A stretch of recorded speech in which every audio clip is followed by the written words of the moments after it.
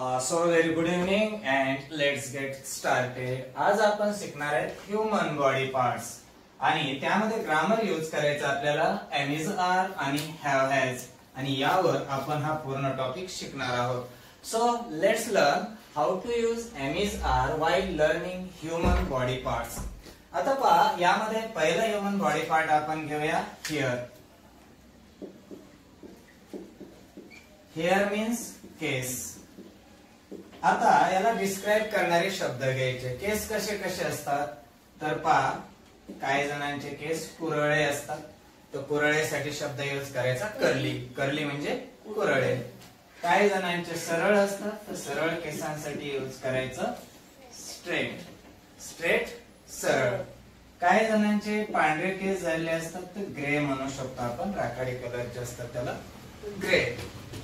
काही जणांचे रेशमी केस असतात, तर त्याला म्हणायचं सिल्की हेअर. लांब केस आहेत तर लॉंग हेअर. सुंदर केस आहेत तर ब्युटिफुल हेअर. तर या पद्धतीनं त्याच्याशी रिलेटेड ऍडजेक्टिव्ह आपण घेतले. आता आपण am is are have has याच्यावर सेंटेन्सेस बनवूया. आता आपण इथं घेऊया लता. लता किती आहे? एक आहे. आणि कर्त्याला आहे म्हणायचे. वाक्यात हा झाला कर्ता. कर्त्याला आहे म्हणायचे ते हॅव किंवा हॅज. मग लता हॅज म्हणजे लताला आहेत. आपल्याला म्हणायचंय लताला लांब व सुंदर केस आहेत. तर काय होईल? लता हॅज म्हणजे लताला काहीतरी आहे किंवा लताकडे काहीतरी आहे. इथं सुटेबल आहे लताला आहे. काय आहे ते हॅजच्या पुढे लिहायचंय. Lata has long and beautiful hair. आणि हेअरचं अनेक वचन हेअरच असतं. हेअर्स कधी लिहायचं नाहीये. कधी आपण जर तेलाची बॉटल घेतली तर त्याच्यावर हेअर ऑइल लिहिलेलं असतं. हेअर सॉइल लिहिलेलं असतं का? नाहीये. मग हेअर म्हणजे सगळेच केस. लताला लांब व सुंदर केस आहेत. आपल्याला म्हणायचंय लिसाला, तर लिसाला म्हणायचंय. कर्त्याला म्हणायचंय तर हॅज घ्यायचं, कारण एक वचने असल्यास. अनेक असल्यास हॅव, आय असल्यास हॅव. लिसा हॅज आपल्याला म्हणायचंय लिसाला कुरळे केस आहेत, तर Lisa has curly and grey hair. लिसाला कुरळे व ग्रे केस आहेत. Lisa has curly and grey hair. या पद्धतीने सेंटेन्स बनेल. आपल्याला म्हणायचंय राम्स, तर रामचे म्हणायचंय तर राम्स घेतला आपण. अपोस्ट्रॉफी एस चा अर्थ काय? चाचीचे. राम्स हेअर, रामचे केस. आता अनेक जरी असले तरी इथं वर येतं इज, कारण अनकाउंटेबल आहे.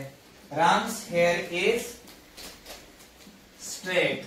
रामचे केस सरळ आहेत, तर आपण इथं लिहिलं स्ट्रेट. इथं असतं कर्ता स्वतः काहीतरी. कर्ता कोण आहे? रामचे केस. बरोबर आहे. हा झाला कर्ता. राम्स हेअर काहीतरी आहे. काय आहे? तर स्ट्रेट आहे. Ram's hair is straight. I have म्हणजे मला, माझ्याकडे काहीतरी आहे.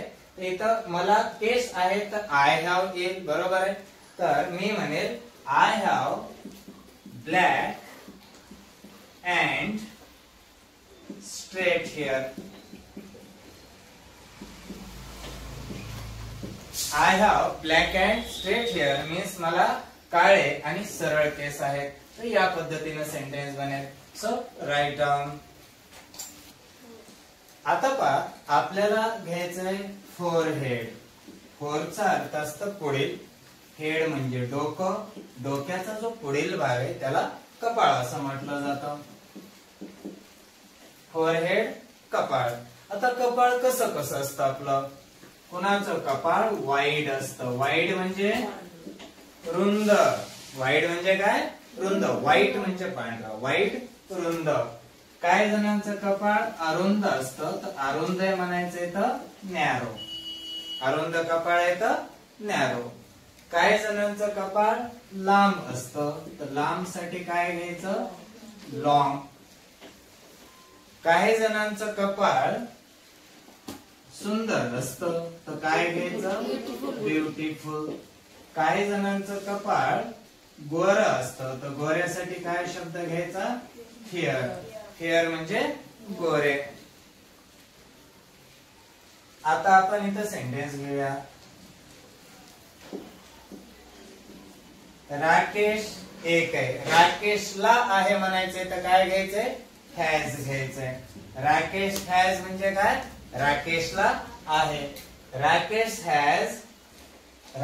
Has a wide forehead. राकेशला रुंद कपाळ आहे. आपण घेतलंय तर लोकेश. लोकेश किती आहे? एक आहे तर काय हॅज आहे. लोकेश हॅज आपण घेतलं Lokesh has a fair forehead. तर सेंटेन्स काय होईल? लोकेशला गोरे कपाळ आहे. फेअर फोरहेड गोरे कपाळ. आपण इथं घेतलं रुही एक आहे तर हॅज आहे.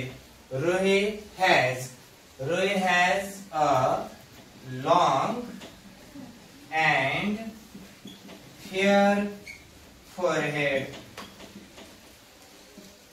तर सेंटेन्स बनतंय रुहीला लांब व गोरे कपाळ आहे. So note it down. Next body part आहे फिंगर्स. हाताची बोटे.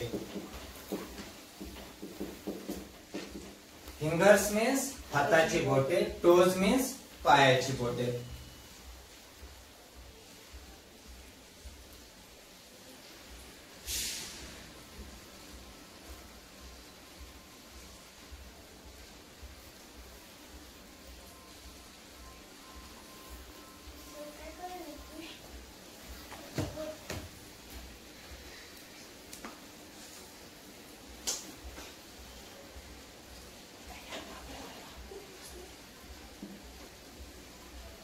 तर हे झाले हाताची बोटे. याला काय म्हणायचंय? थंब. काय म्हणायचं? थंब. आणि एम नंतर बी सायलेंट येतो हे लक्ष ठेवायचं. एम नंतर बी सायलेंट येतो. थंब मीन्स अंगठा. बरोबर आहे. थंब मीन्स अंगठा किंवा अंगूठा. आता हे जे फिंगर आहे हे असं दर्शवण्यासाठी यूज करतो आपण. बरोबर आहे. आणि दर्शवण्यासाठी शब्द इंडिकेट करणे किंवा इंडेक्स करणे. तर याचं नाव आहे इंडेक्स फिंगर. याला काय म्हणाल मग? Index finger.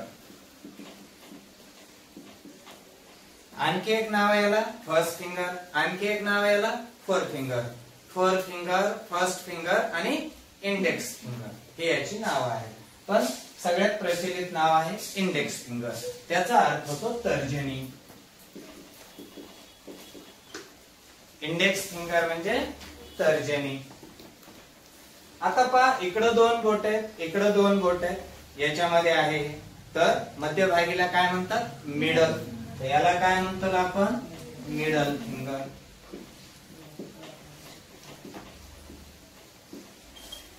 मिडल फिंगरचा अर्थ असतो मध्यगा किंवा मध्यमा.